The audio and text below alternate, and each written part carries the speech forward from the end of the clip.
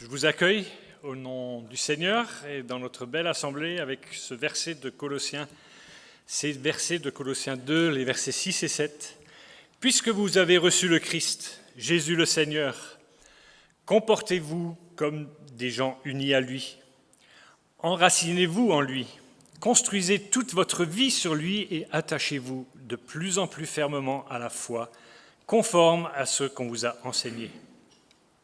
Agissez ainsi en adressant à Dieu de nombreuses prières de reconnaissance. » Voilà pour une belle invitation de l'apôtre Paul pour nous. Alors, sentez-vous accueillis au nom du Christ, que vous soyez les membres, que vous soyez des habitués ou des occasionnels, ou peut-être même pour la première fois. Voilà, sentez-vous à l'aise parmi nous. Nous voulons adresser humblement et ensemble un culte à Dieu pour l'honorer. Et je vous invite à la prière. Oui Seigneur, c'est une joie de se retrouver et nous voulons te dire notre reconnaissance ce matin. Nous sommes reconnaissants de pouvoir être ensemble dans ta présence. Et que cette présence contribue à nous enraciner encore un peu plus en toi. Seigneur, c'est par ta grâce que nous sommes unis. À toi et entre nous, unis par la foi. Et nous voulons prier pour ton peuple qui souffre aux quatre coins du monde, pour les persécutés, pour les victimes d'injustice à cause de la foi. Nous prions pour qu'en ce jour, ils puissent voir ta grâce et tenir bon avec espérance. Seigneur, nous sommes là pour toi et par toi, et nous sommes aussi prêts à recevoir par ton esprit la nourriture que tu prévois. Oui Seigneur, tu pourvois par-dessus toute la terre. Alors sois avec nos proches aussi, qui sont en congé, renouvelle leur force, leur esprit. Sois avec ceux qui ont répondu à ton appel pour te servir au loin. Fais-leur du bien en ces instants, donne-leur ta paix profonde. Sois avec celles et ceux qui auraient souhaité être là et qui n'ont pas pu, parce que empêchés pour raison de santé ou autre. Seigneur, toi tu connais, toi tu visites par ton esprit. Nous voulons nous réjouir avec toi, en toi. Bénis notre temps de rencontre. Amen.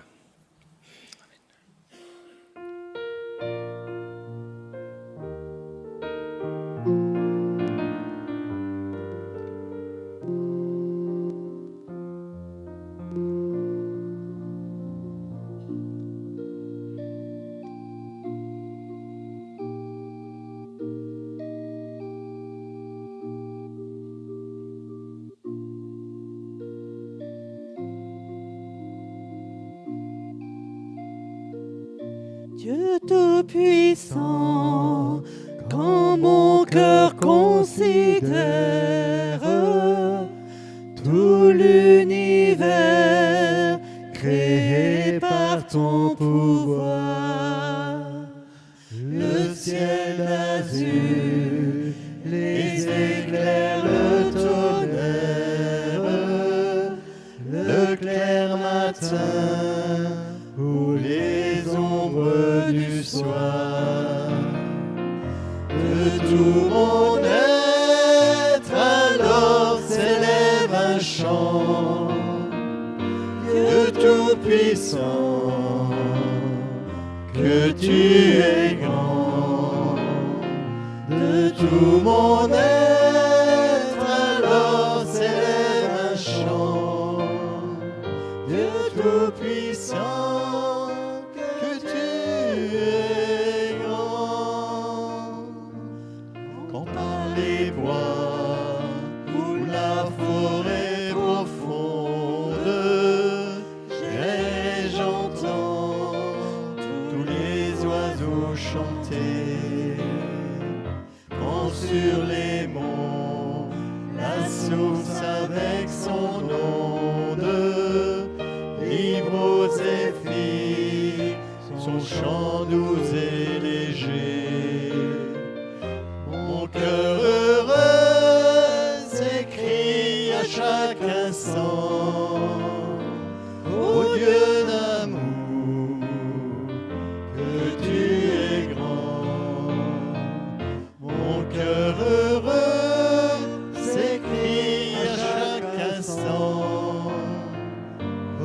Dieu d'amour, que tu es grand.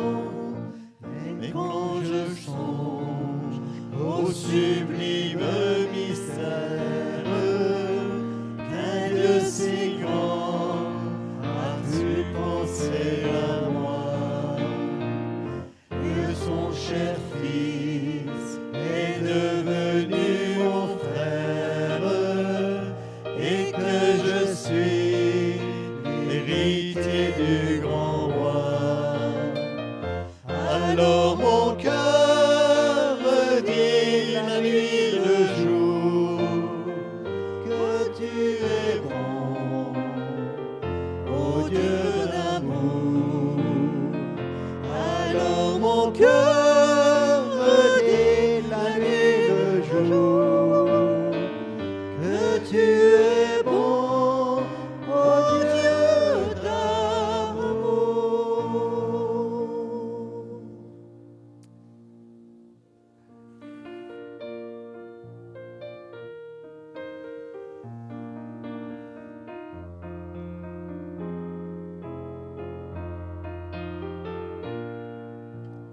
Ne crains rien, je t'aime, je suis avec toi.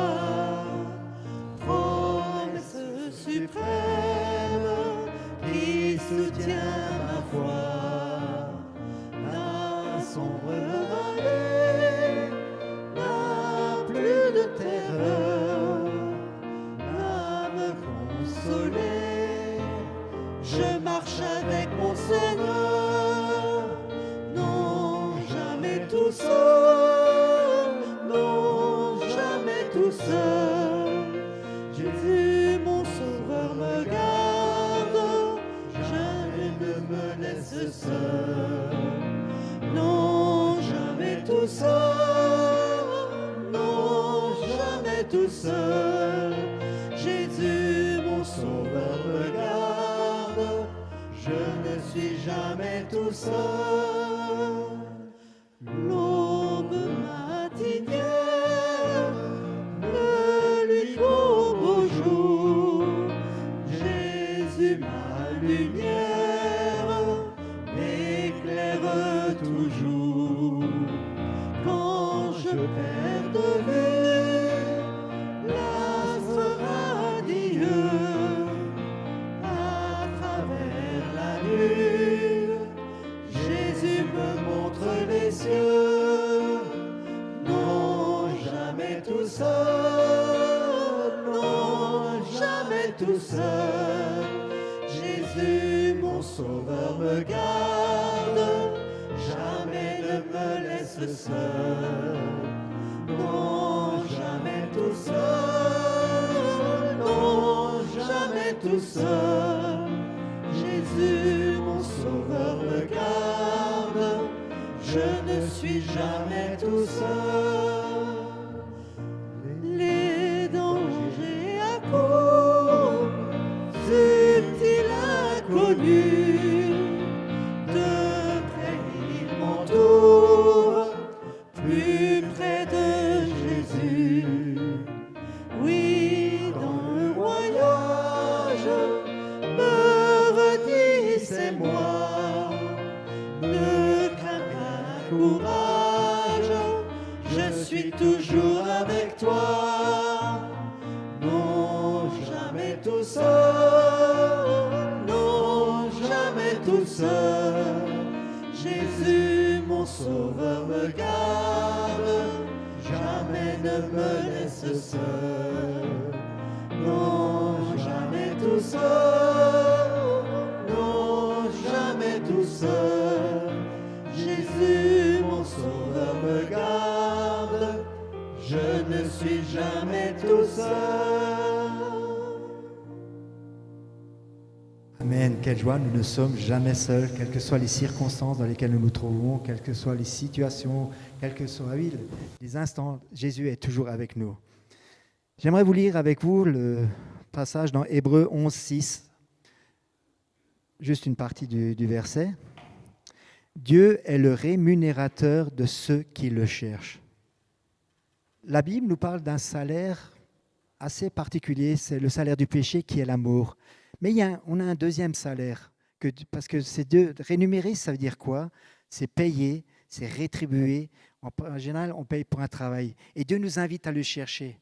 Et quand on cherche Dieu, automatiquement, on a la première rémunération, on obtient le salut gratuit en Jésus-Christ à partir du moment où on cherche Dieu et on accepte Jésus dans nos vies. Et sur cette base de cette rémunération, j'aimerais que ce matin, nous puissions, dans la joie, élever nos voix vers l'Éternel, notre Dieu, qui nous fait ce si grand cadeau, le salut de nos âmes. Nous allons commencer par chanter « Chantons pour Dieu ».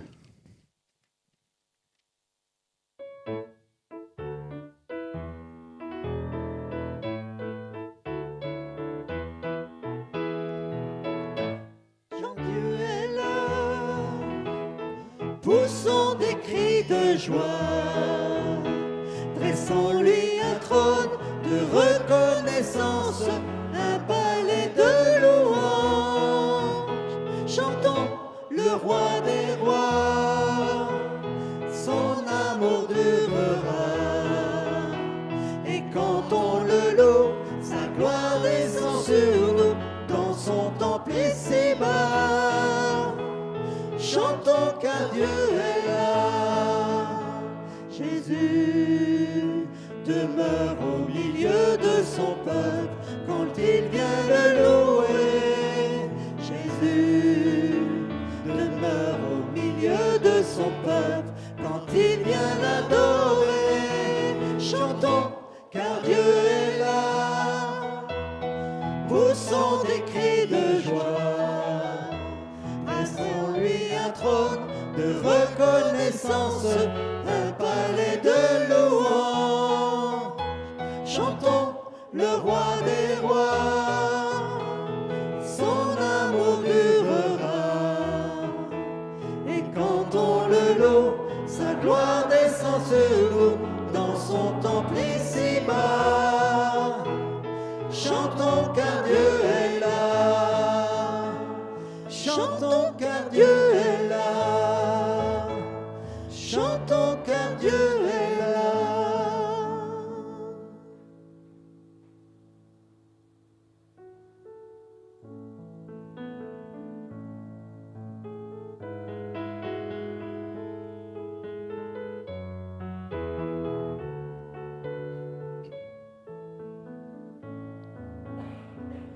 Qui suis-je pour que le roi des cieux ouvre ses bras?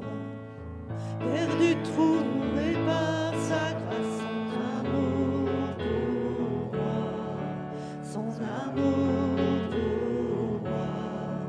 Il m'a libéré, ma dette est payée, je suis enfant de Dieu, je suis à lui. Il m'a racheté à la croix grâce à son âme. J'étais esclave du péché, mais il m'a sauvé. Jésus m'a sauvé, il m'a libéré, ma dette est payée. Je suis enfant de Dieu, je suis à lui. Et dans sa maison, j'ai trouvé ma place. Je suis enfant de Dieu, je suis à lui. Je suis choisi et affranchi. En toi, je sais qui je suis. Tu es pour moi, pas contre moi. En toi, je sais qui je suis. Je suis choisi et affranchi. En toi, je sais qui je suis. Tu es pour moi, pas contre moi. En toi, je sais qui je suis. En toi, je sais qui je suis. Il m'a libéré, ma dette est payée. Je suis enfant de Dieu, je suis à lui. Et dans sa maison, je suis enfant de Dieu, je suis à lui.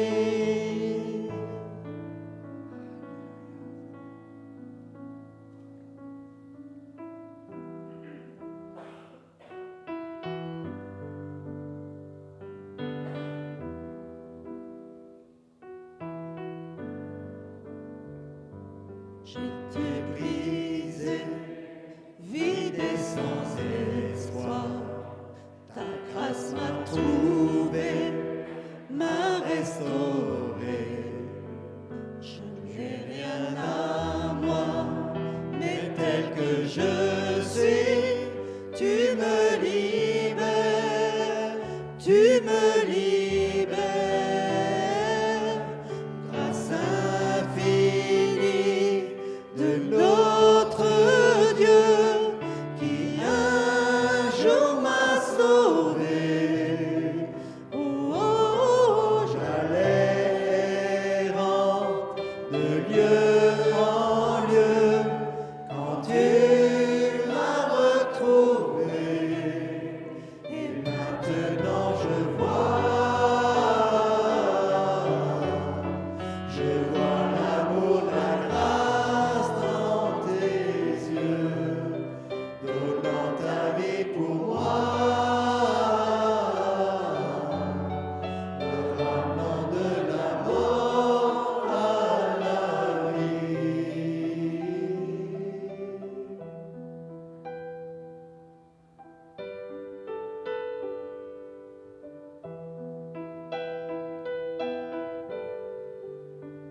Tu prends nos échecs, tu prends nos faiblesses, tu places ton trésor dans des vases d'argile.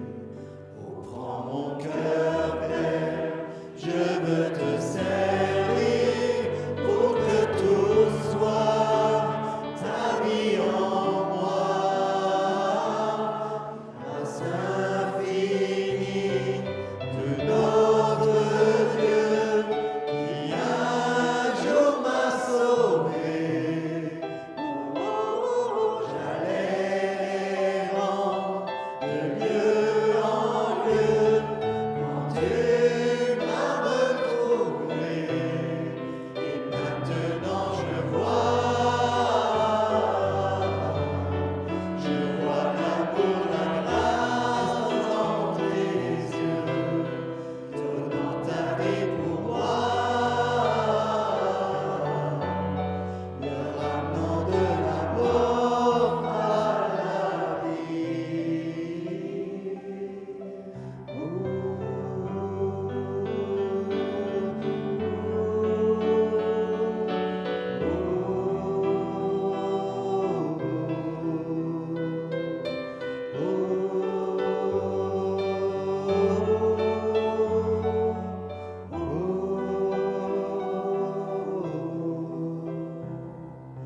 Grâce infinie de notre Dieu qui un jour m'a sauvé. J'allais errant de lieu en lieu quand tu m'as retrouvé. Oui, nous lisons dans Apocalypse au chapitre 5, verset 9, de la deuxième partie. Jésus m'a racheté pour Dieu par son sang. Non. Jésus a racheté pour Dieu par ton sang les hommes de toute tribu, de toute langue, de tout peuple et de toute nation. Oui, c'est le prix que Jésus a payé pour nous racheter devant Dieu. C'est un prix extraordinaire, un prix d'une grande valeur qu'on ne peut pas en mesurer cette valeur, mais il l'a payé pour nous. Alors je nous invite à continuer de le louer, de l'honorer lui seul pour ce qu'il a fait dans nos vies. Et c'est vrai que ce qu'il a fait nous éblouit.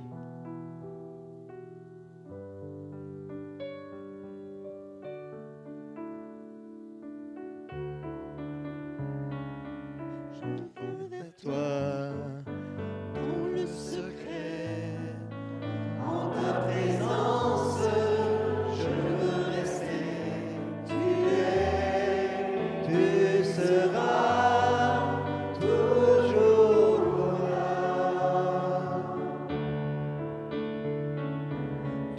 contre toi, près de ton cœur. Je veux entendre ta voix, Seigneur.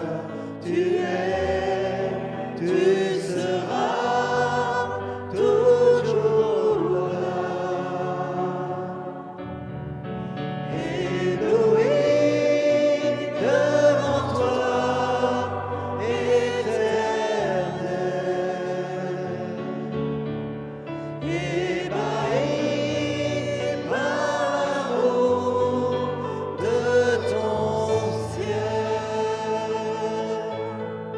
Je suis là à tes pieds, je viens t'adorer, je désire habiter près de toi.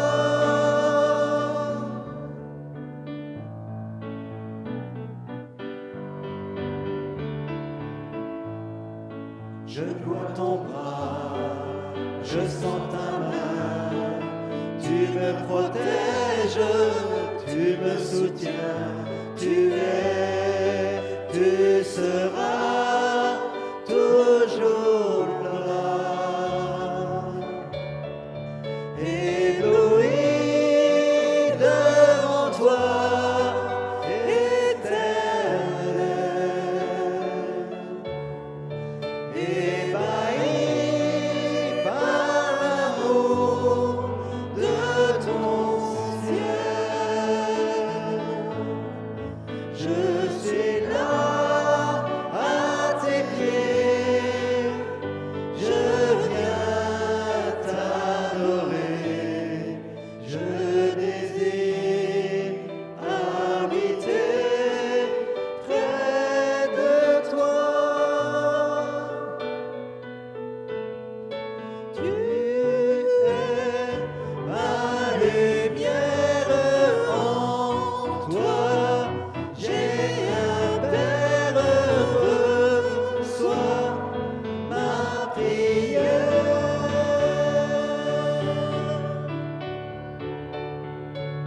Tu es ma lumière, en toi j'ai un Père heureux, sois ma prière.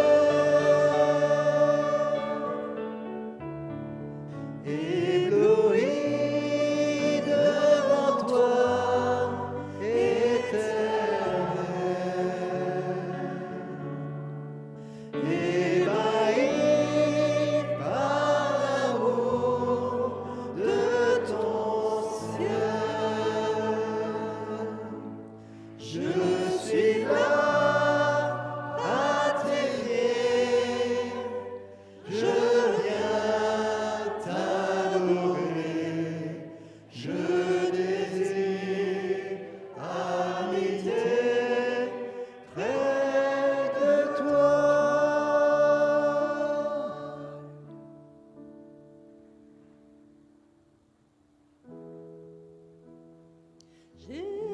Jésus, c'est le plus beau nom, merveilleux sauveur, Seigneur de gloire. Emmanuel, Dieu est avec nous, source de joie, parole de vie. Élevons ce chant comme une prière. Jésus, c'est le plus beau nom, merveilleux sauveur, Seigneur de gloire. Emmanuel, Dieu est avec nous, source de joie, parole de vie. Jésus, c'est le plus beau nom,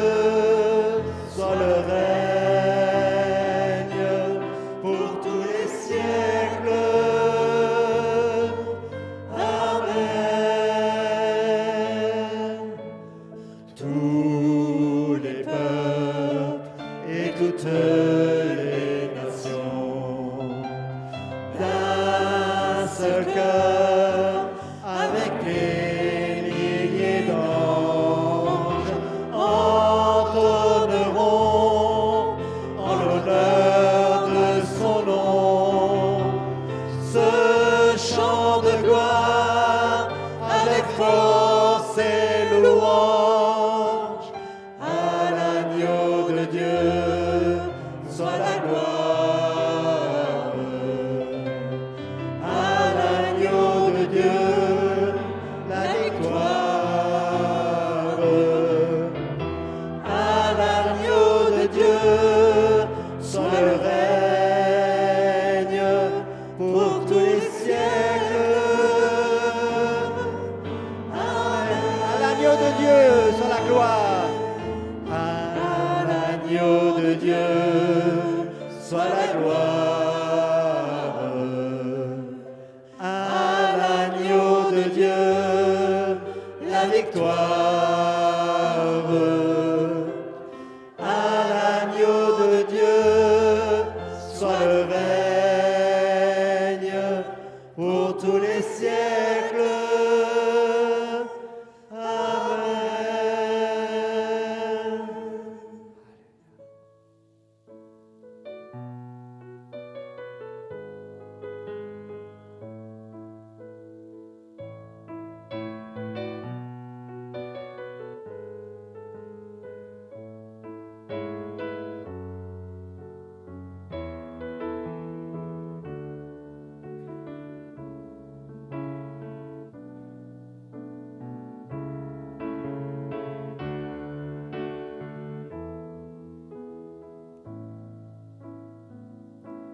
Au-dessus des puissances, au-dessus des rois, au-dessus de la nature et de la création,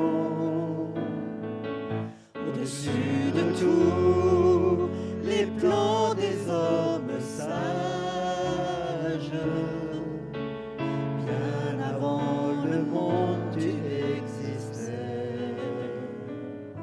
Au-dessus des royaumes, au-dessus des trônes, au-dessus des merveilles que ce monde a connues, par-dessus tous les trésors de la terre,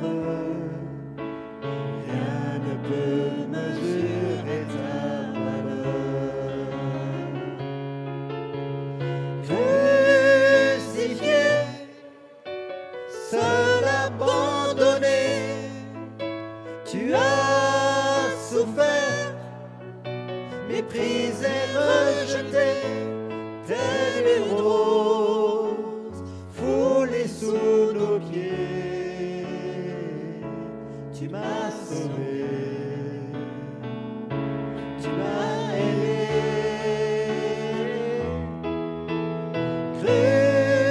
Crucifié, seul abandonné, tu as souffert, méprisé, rejeté, telle une rose foulée sous nos pieds.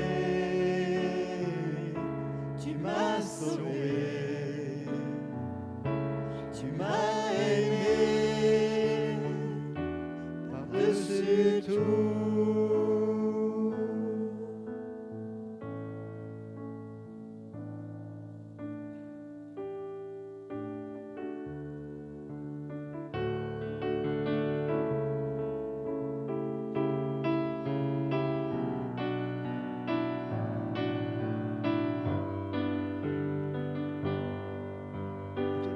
Si merveilleux, oh ton nom est si merveilleux, oh ton nom Jésus-Christ mon roi, oh ton nom est si merveilleux, ta beauté sans pareil, oh ton nom est si merveilleux, ton bon nom Jésus. Tu étais là dès la création, Fils unique du Dieu très haut. Le mystère de ta gloire révélé en toi, Christ, notre Seigneur. Oh, ce nom est si merveilleux, oh, ce nom est si merveilleux, le nom de Jésus-Christ, mon roi. Oh, ce nom est si merveilleux, sa beauté sans pareil. Oh, ce nom est si merveilleux, le nom de Jésus. Tu n'as pas voulu les cieux sans nous. Alors Jésus, tu es venu. Ton amour a vaincu mon péché. Rien ne peut nous séparer. Oh, ce nom est si glorieux. Oh, ce nom est si glorieux. Le nom de Jésus-Christ, mon roi. Oh, ce nom est si glorieux. Sa beauté sans pareil. Oh, ce nom est si glorieux. Le nom de Jésus.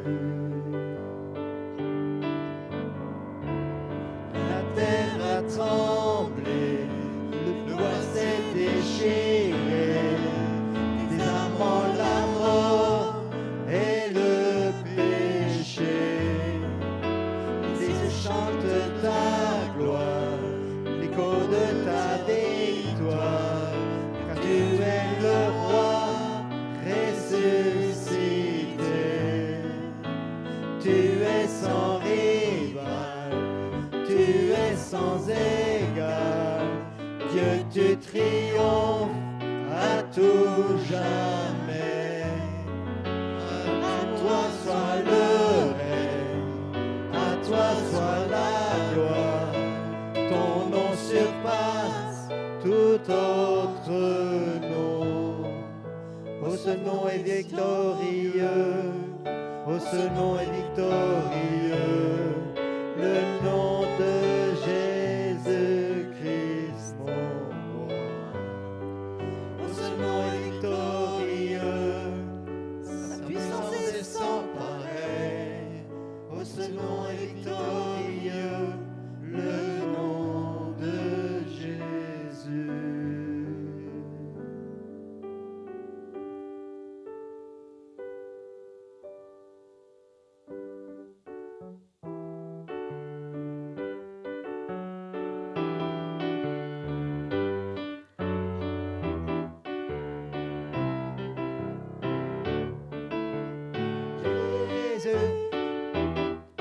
Nous célébrons tous ta victoire, Jésus. Ton amour nous remplit, Jésus. Quelle joie tu nous libères, Jésus. Ta mort nous rend la vie. Christ nous a franchis, c'est pour la liberté. Nous ne serons plus jamais sous le joug de l'esclavage. Fêtons avec joie le Dieu de victoire. Nos cœurs répondent à son amour. Jésus, nous célébrons tous ta victoire. Jésus, ton amour nous remplit. Jésus, quelle joie tu nous libères. Jésus, ton amour nous rend la vie. En nous son esprit, de la peur nous libère. Sans crainte avançons vers lui, le chemin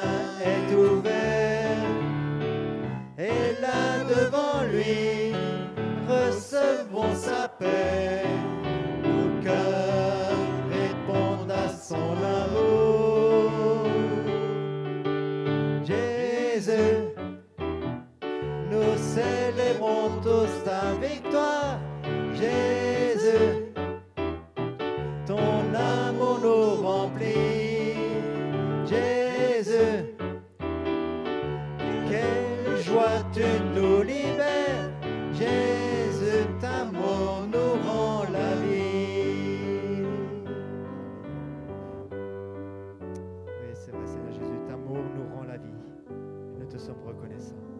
Que le Seigneur vous bénisse. On a déjà fait ce matin. On a fait plein de choses. On a loué, on a chanté ensemble en église. On a proclamé des choses, des belles choses. On a proclamé le merveilleux nom de Jésus et on s'est engagé. Vous avez remarqué ça? Je suis enfant de Dieu. Ma place est dans ta maison. C'est vrai. Est-ce que votre place est dans la maison du Seigneur? Est-ce que notre place, est dans l'Église? C'est une question.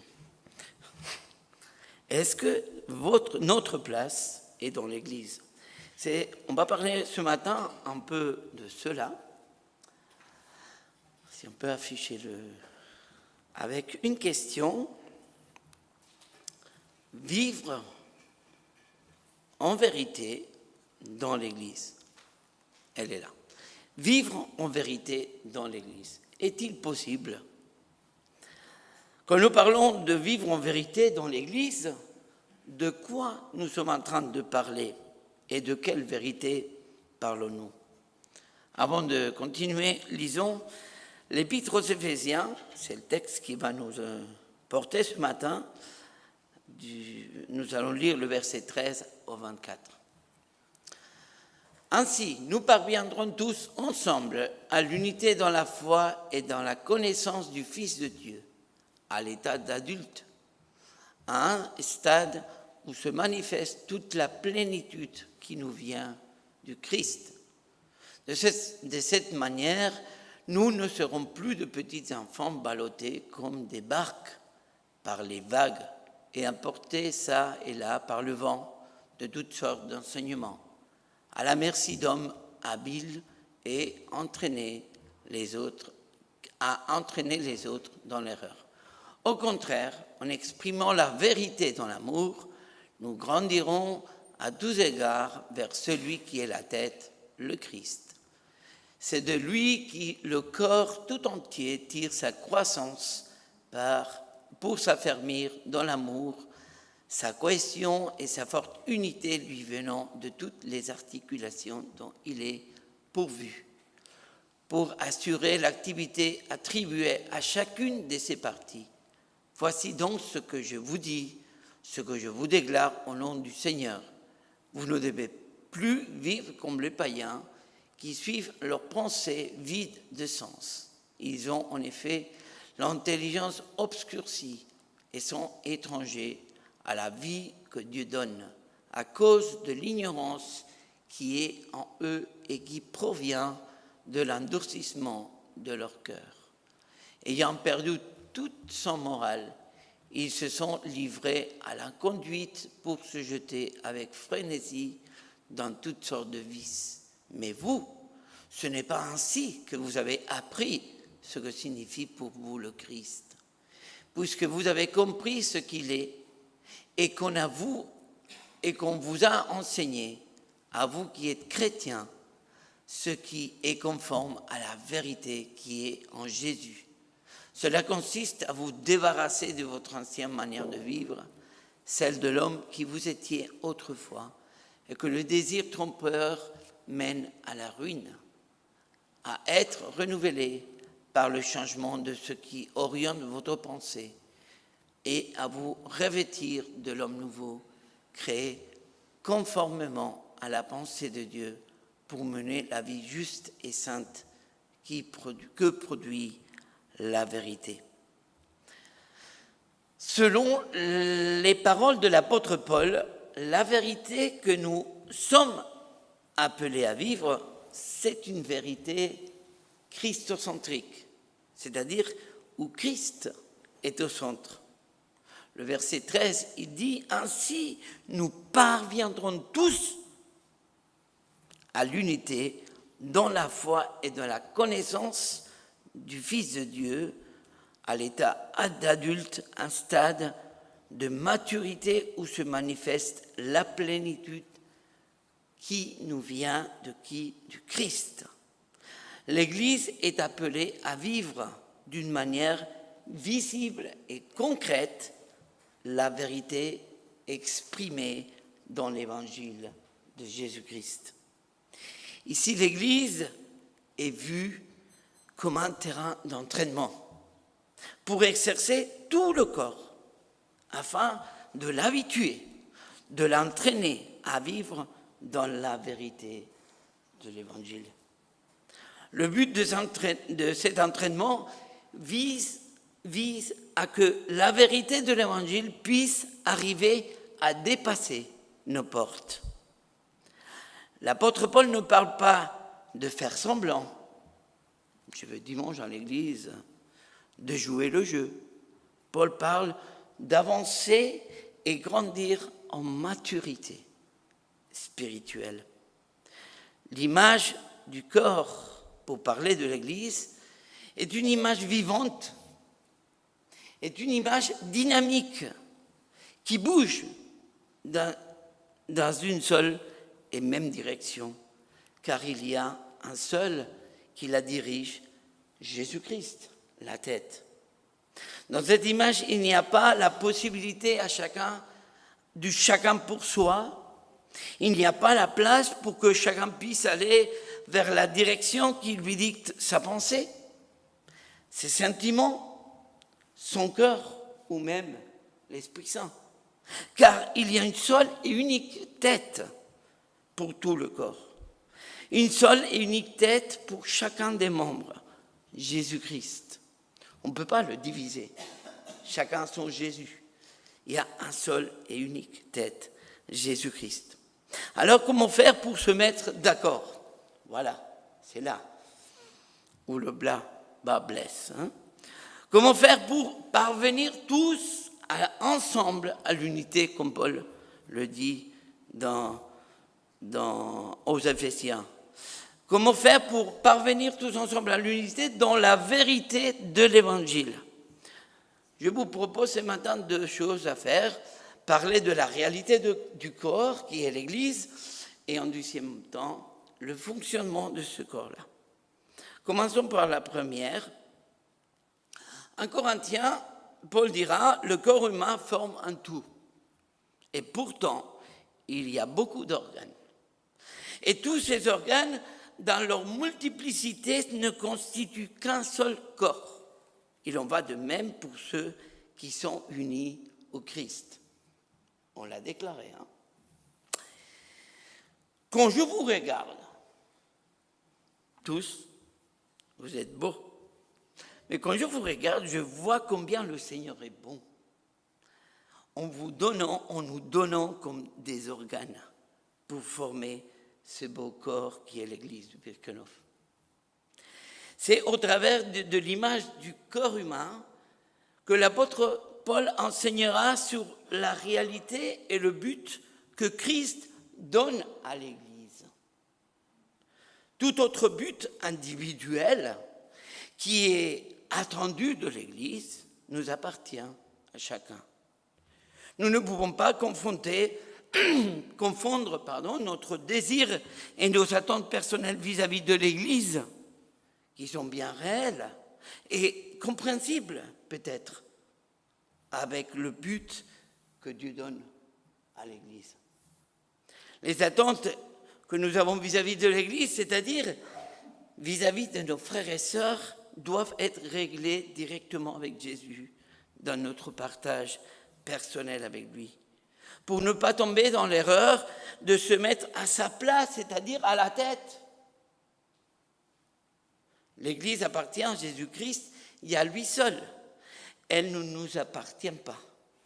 Ce n'est pas à nous de dire comment elle doit être ou fonctionner, car elle a déjà une tête pour la faire bouger, grandir, s'épanouir et l'amener à maturité. Verset 13 de notre texte. Ainsi, nous parviendrons tous ensemble à l'unité dans la foi et dans la connaissance du Fils de Dieu à l'état adulte. Un stade,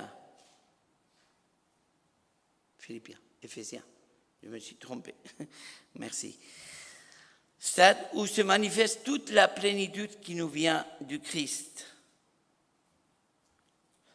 Le fait de vivre dans la vérité de l'évangile de Jésus-Christ est une affaire à tous afin de parvenir à l'unité de la foi et dans la connaissance du Fils de Dieu.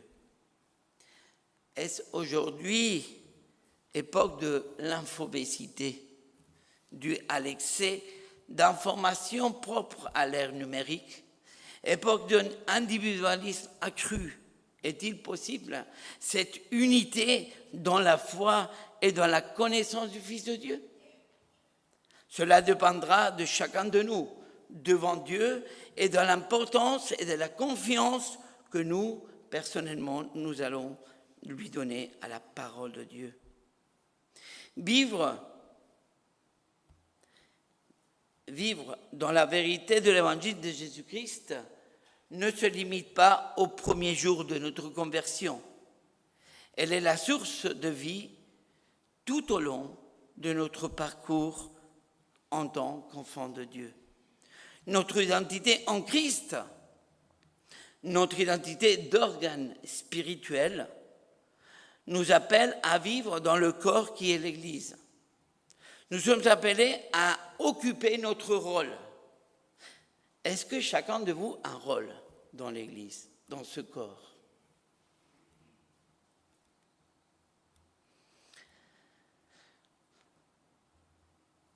Nous sommes appelés chacun à occuper notre rôle dans l'Église pour ainsi grandir en maturité spirituelle qui doit s'exercer et s'entraîner dans la grâce qui nous appelle à l'amour et pas au mérite,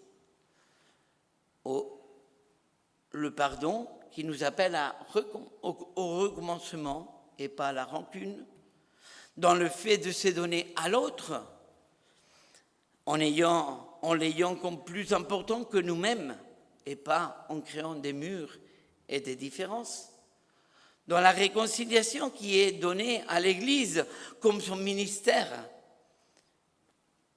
principal au lieu de division.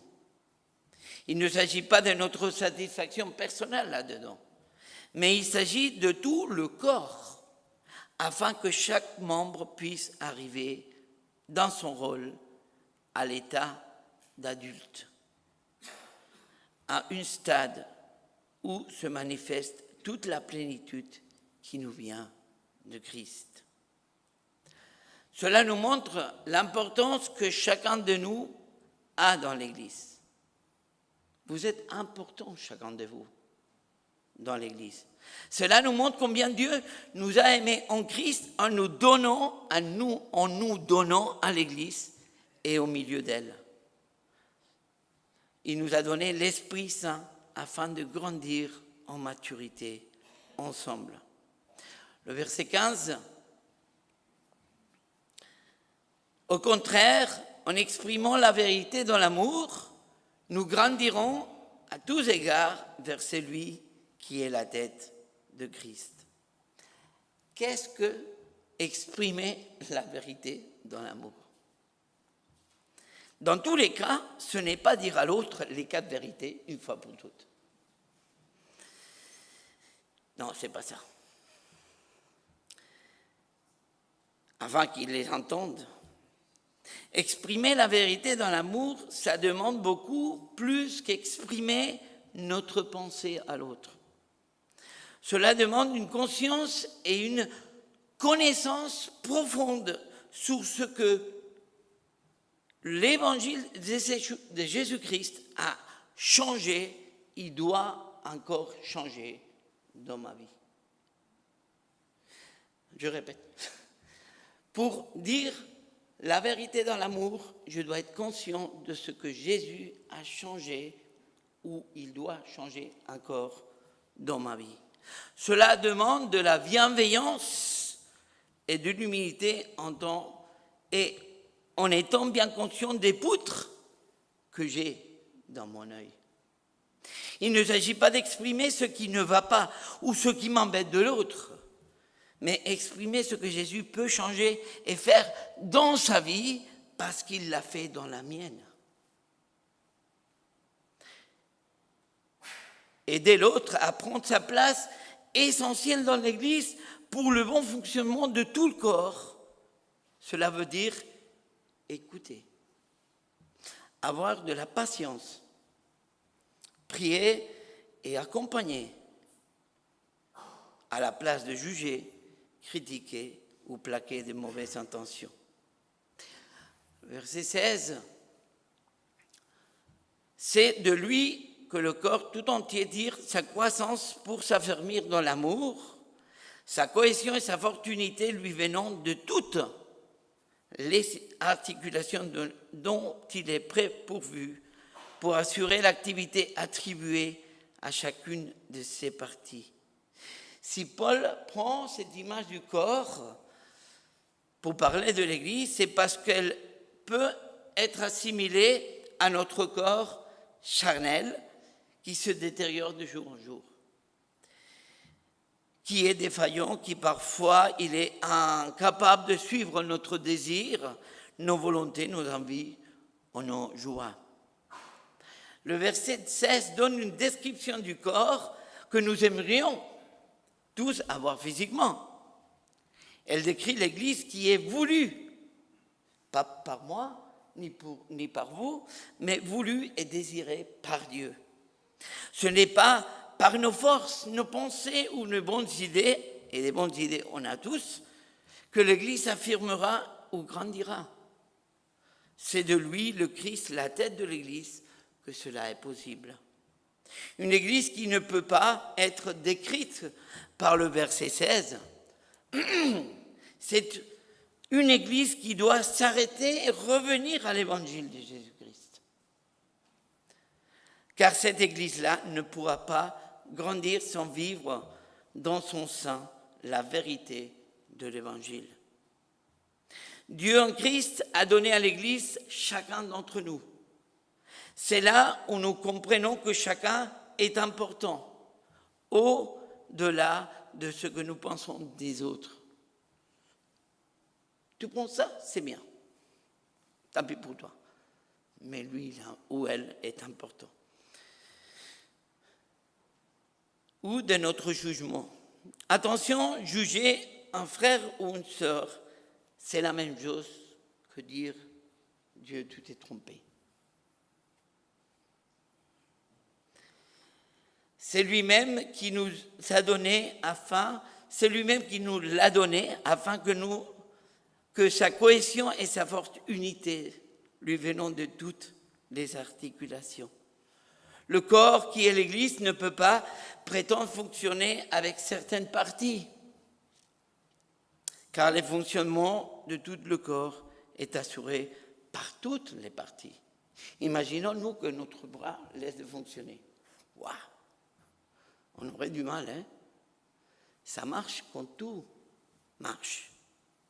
C'est une question collective, donc, de la plus haute importance. Il est indispensable de vivre la vérité de l'Évangile de Jésus-Christ, de le pratiquer, de l'assumer, de l'encourager et ainsi voir l'Église grandir et fonctionner comme Dieu l'a prévu en Christ. Et on arrive au fonctionnement du corps. En tant que lecteur de l'épître aux Éphésiens, nous avons pris l'angle de celui ou celle qui accompagne, qui encourage l'autre et affermit dans l'amour le frère et la sœur. À partir du verset 17, Paul nous invite à prendre le texte à partir d'un autre angle de vue, dans lequel je pense que tous nous pouvons nous identifier. C'est l'angle de celui qui vient à l'Église. Alors, comment et dans quel état d'esprit nous venons-nous à l'Église? Je ne vous cherche pas, mais c'est une bonne question. Comment et dans quel état d'esprit venons-nous à l'Église? Quelques précautions à prendre. Tout d'abord, on a deux versets et autres qui disent, Matthieu 11, « Venez à moi, vous tous qui êtes accablés sous le poids d'un lourd fardeau, et je vous donnerai du repos. » Ou Jean 6, Tous ceux que le Père me donne viendront à moi, et je ne repousserai pas celui qui vient à moi. Ces deux textes et bien d'autres peuvent nous aider à élargir la compréhension des paroles de Paul. Il ne s'agit pas d'être parfait ou de mériter aller vers Dieu, ni rentrer dans une situation idonnée. Il ne s'agit pas de ça. Mais il s'agit de savoir vers qui nous allons. Il s'agit d'être conscient de notre besoin de repos. Mais nous ne pouvons pas aller en cachant notre fardeau, en pensant que notre fardeau, c'est normal, c'est la vie. En pensant que comme Jésus ne le repoussera pas celui qui vient à moi, je peux aller vers lui quand bon me semble. De toute manière, si je dis rien, les autres savent rien. Sauf que le psaume 32 le dit clairement. Heureux l'homme au compte de qui l'Éternel ne porte pas le péché et qui est exempt de duplicité. C'est-à-dire celui qui est exempt de faire comme si de rien n'était avec son péché et sa faute. Cela pourrait signaler une incompréhension et une méconnaissance de notre part sur le prix payé par Jésus sur la croix, pour que le corps qui est l'Église puisse grandir en maturité et dans l'amour. Car c'est nous-mêmes qui nous repousserions en dehors de l'Église. Versets 17-18. Voici donc ce que je vous dis, ce que je vous déclare au nom du Seigneur, vous ne devez plus vivre comme les païens qui suivent leurs pensées vides de sens. Ils ont en effet l'intelligence obscurcie et sont étrangers à la vie que Dieu donne, à cause de l'ignorance qui est en eux et qui provient de l'endurcissement de leur cœur. Vivre dans la vérité de l'évangile de Jésus-Christ passe aussi par la compréhension du décalage qui existe entre mes fautes et mes péchés que je commets encore et le fait que je dois être en Christ. Je suis à lui. Et le fait que je dois être en Christ en tant qu'une nouvelle création en lui.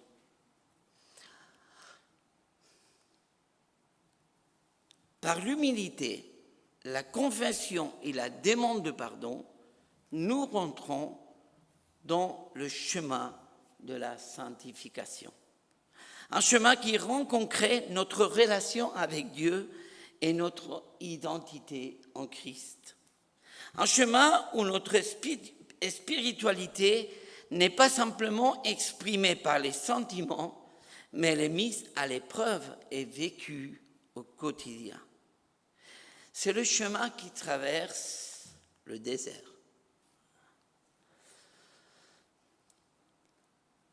Ou parfois, le désert pour avoir une rencontre seule à seul avec Dieu, ou parfois le désert du combat spirituel.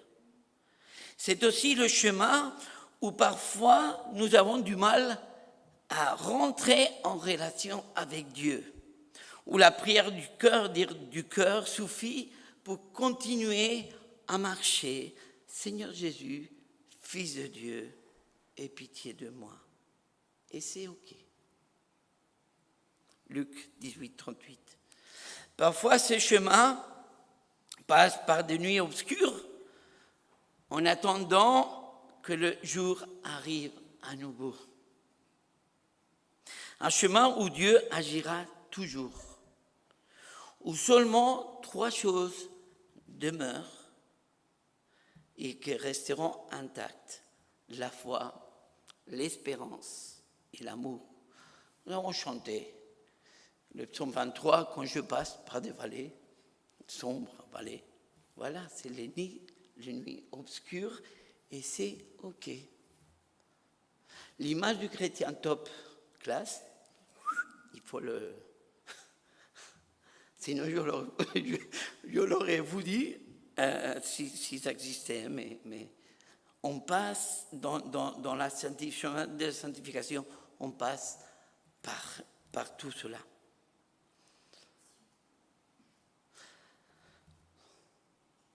Je me suis perdu. Le chemin de la sanctification, c'est tendre vers une autre manière de vivre, dira Paul, différente à celle que nous avions avant notre conversion, ou différente à celle que tu peux avoir si Jésus devient le Seigneur de ta vie aujourd'hui.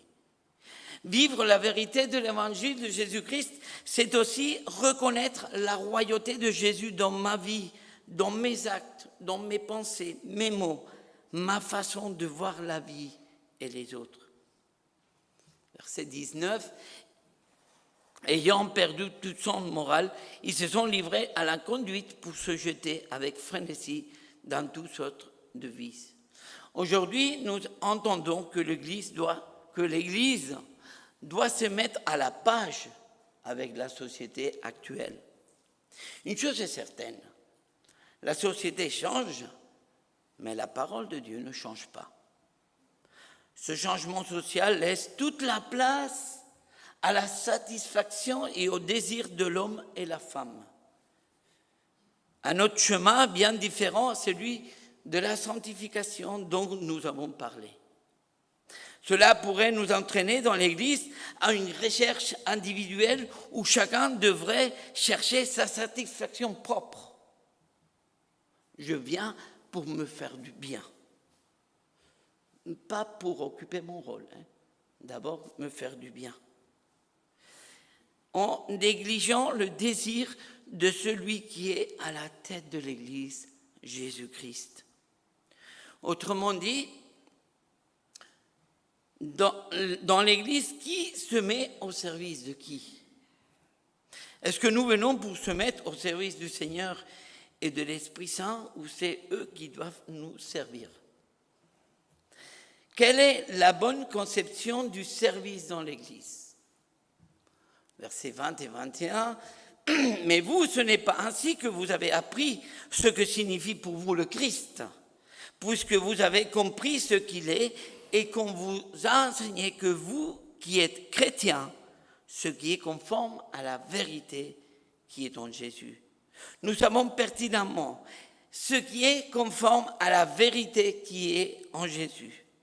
Cela devrait nous permettre de prendre notre rôle des membres du corps, qui est l'Église, en se mettant au service de Jésus, la tête, et par conséquent au service des autres membres.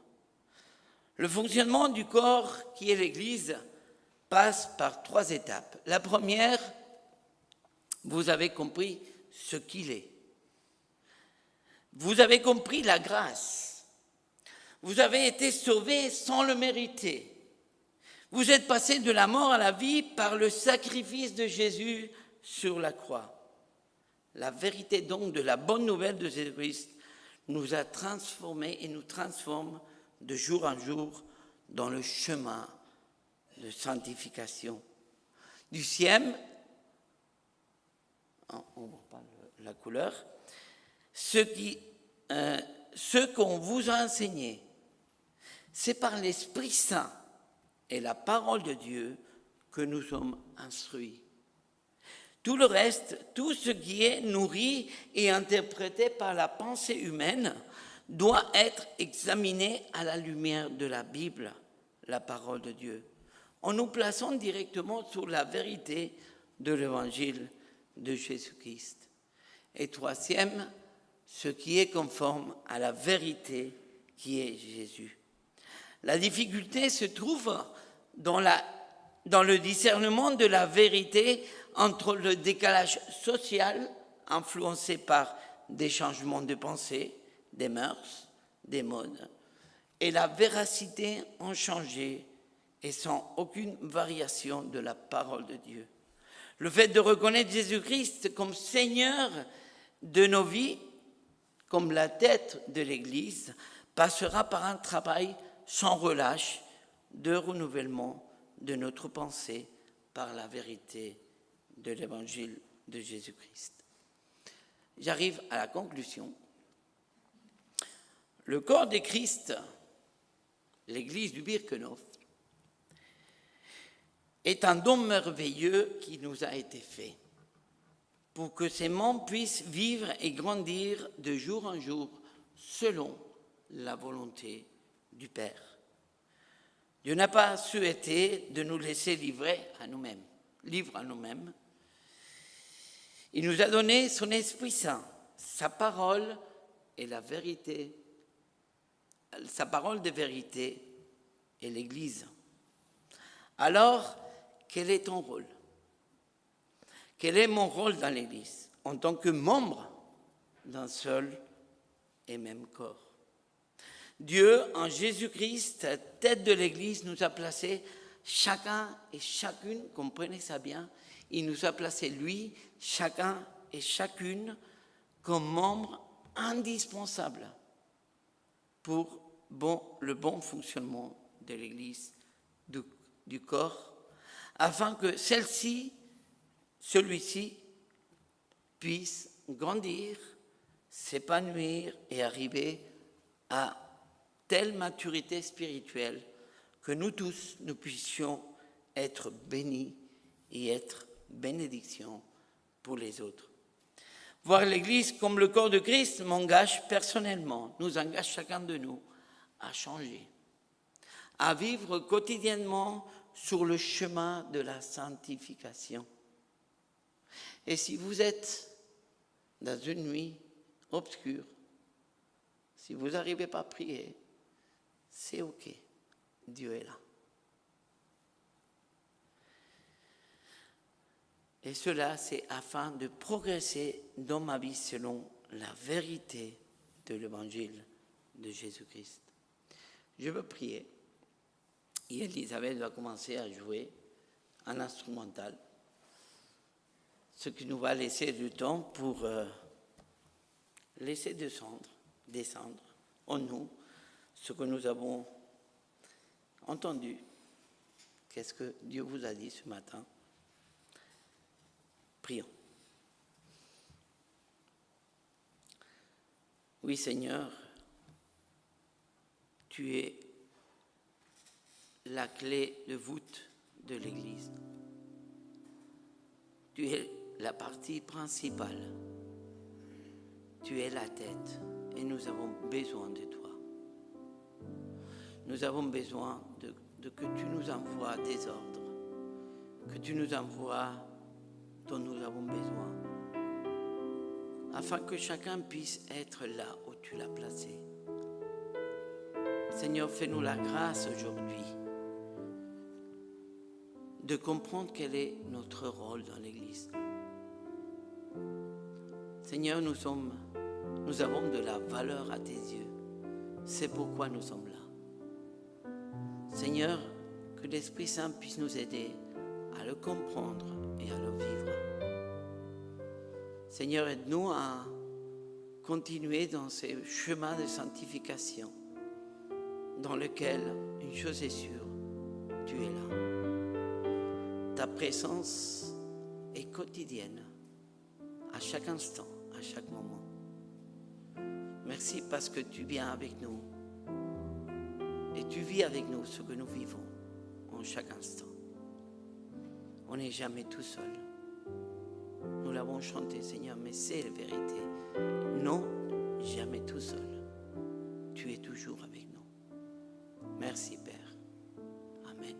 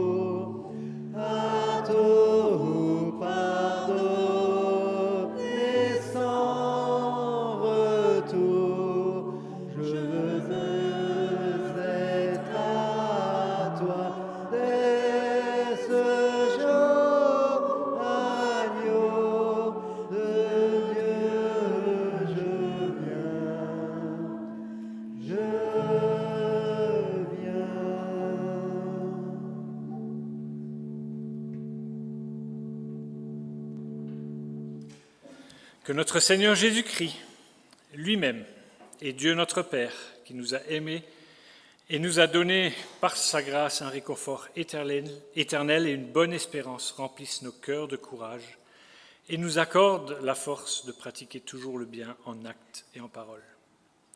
Que sa grâce, sa paix, son amour nous accompagnent cette semaine. Amen. Bon dimanche, bonne semaine.